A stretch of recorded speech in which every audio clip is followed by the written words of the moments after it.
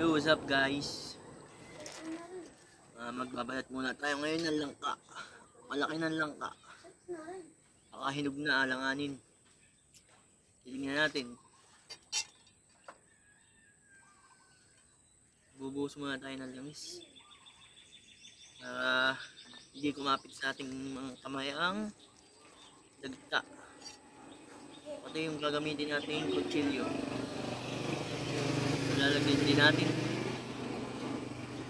para hindi dumikit.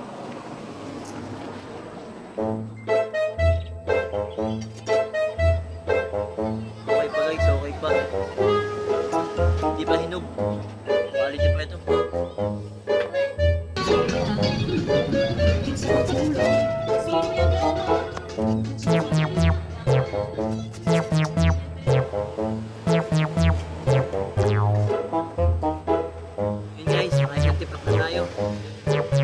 Pawisan bago makaisa.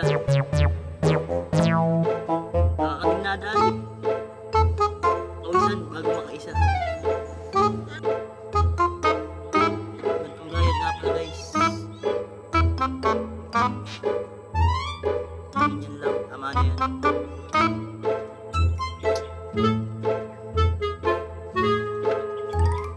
Yun guys, yun nga pala kanilabasan nung binabanatan ko kanina na langka.